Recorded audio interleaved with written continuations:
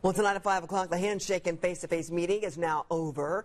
And now President Donald Trump is on his way back to Washington, D.C., where he will now face a lot of questions over what was really discussed and even promised to North Korean leader Kim Jong-un. Here's what we do know. The leaders signed a pact towards denuclearization of the Korean Peninsula. Tonight at 5 o'clock, our own NBC's Blaine Alexander is in Singapore with reaction to the historic summit.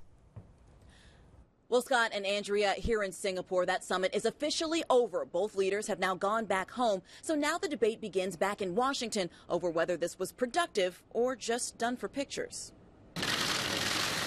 It is a 13-second handshake, decades in the making. The signing of a new agreement playing out on a global stage.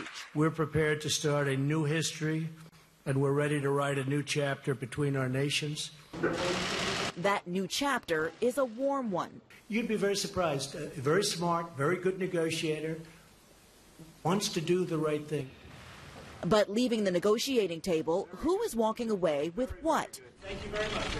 For President Trump, a recommitment from North Korea to work toward denuclearization, but no details on when or how.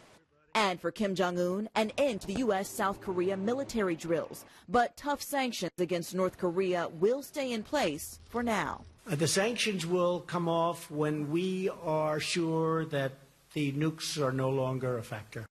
But back home in Washington, I wouldn't call it an agreement. It looks more like a press release to me with no real commitments yet on any kind of details whatsoever. Skepticism in both parties. This is an agreement in principle. It's not an agreement that can be enforced. President Trump already celebrating. Had a tremendous 24 hours. Taking Kim at his word while still leaving room for error. Honestly, I think he's going to do these things. I may be wrong. The president claiming a win for the summit, even if critics say it's short on substance. And President Trump's announcement to end those military drills in South Korea apparently caught some by surprise, including the Pentagon. In Singapore, Blaine Alexander, Channel 13 Eyewitness News. And Lester Holt will continue his coverage from Singapore tonight. Look for his reports on the impact of the summit on the NBC Nightly News right here only on Channel 13 at 6:30. Meanwhile, North Korea and the United States have now agreed to commit to recovering the remains of fallen soldiers from the Korean War. The remains of 7,700 American soldiers who were killed or even captured in North Korea during the war are still unaccounted for more than 65 years later. That includes 176 Hoosiers. The new agreement should now open North Korea to search teams to recover remains. We've not had that opportunity in North Korea. So this would be a real new opening for that possibility.